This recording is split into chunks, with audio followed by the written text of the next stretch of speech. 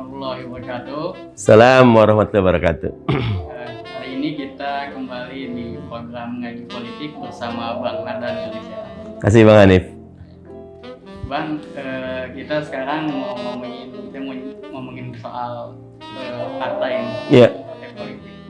Begitu banyak partai politik kita dari awal mulainya pemilu sampai saat ini.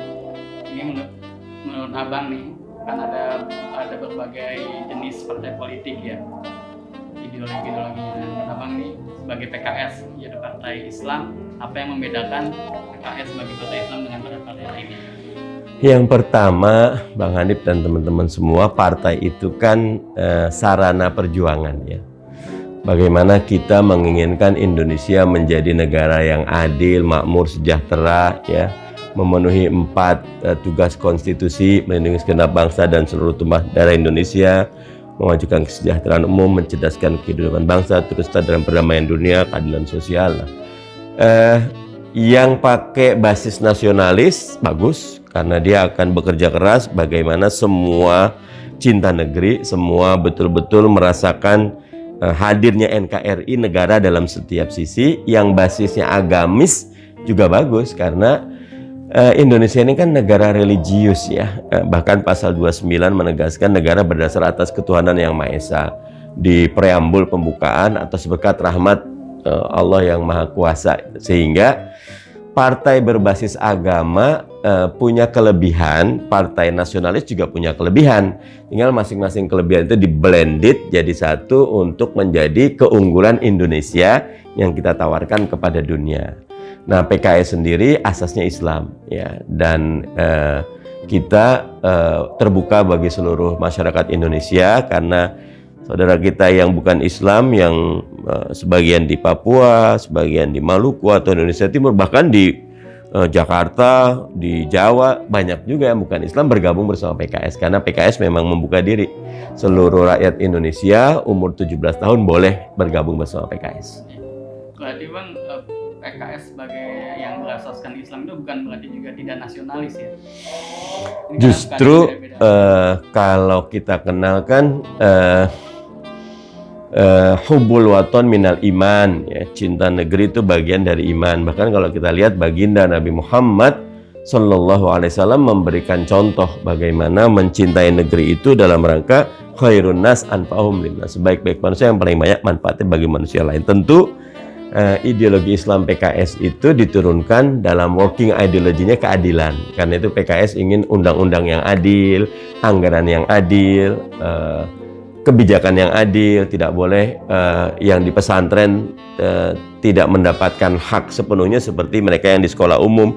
Semua harus mendapatkan. Tidak boleh juga orang bukan Islam tidak mendapatkan hak yang orang Islam dapat. Tidak boleh gitu. Makanya PKS ingin keadilan menjadi asas dalam perjuangannya. Kami bahkan punya prinsip island of integrity, pulau integritas. Jadi siapapun Anda, no matter who you are, apakah agamanya beda, backgroundnya beda, sukunya beda, kalau punya integritas bergabung bersama PKS gitu.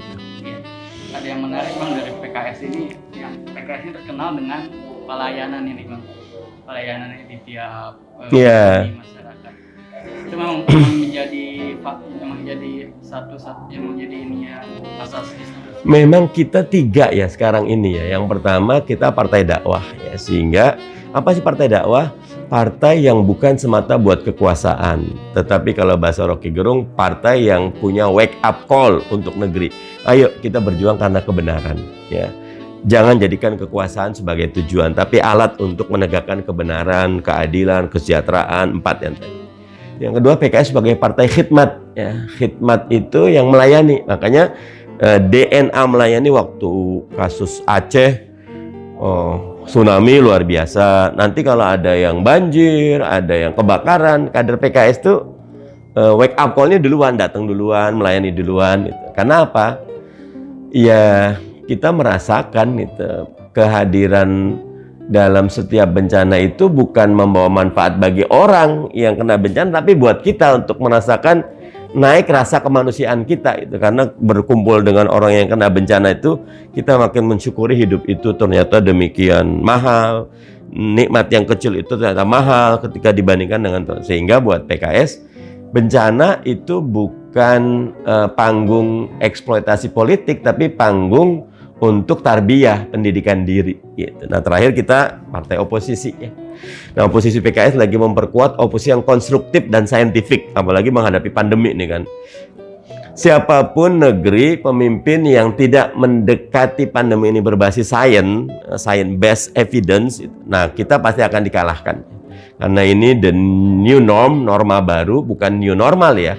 Dunia baru yang betul-betul harus, you cannot find a new land with an old map. Ya, Anda tidak dapat menemukan pulau baru dengan peta yang lama. Dan peta before and after corona atau COVID-19 itu beda. Nah, karena itu kita harus betul-betul menemukan apa sih setelah coronavirus.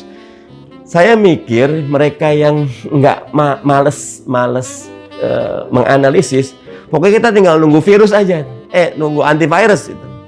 Vaksin enggak juga kok. Vaksin ada pun belum tentu menyelesaikan masalah. Yang terpenting bukan vaksinnya kok, tapi apa yang ada dalam diri kita, selalu growing, selalu giving, selalu caring gitu. Nah, itu PKS hadir. Nah, kita menjadi lebih kuat karena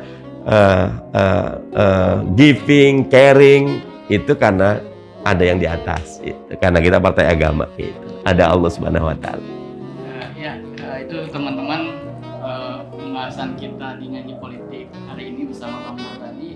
Itu berarti partai yang berbasis Islam bukan berarti tidak nasionalis, dan juga partai yang nasionalis bukan berarti juga tidak agamis, ya.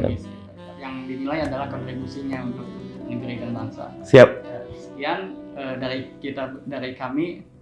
Assalamualaikum warahmatullahi wabarakatuh. Salam warahmatullahi wabarakatuh.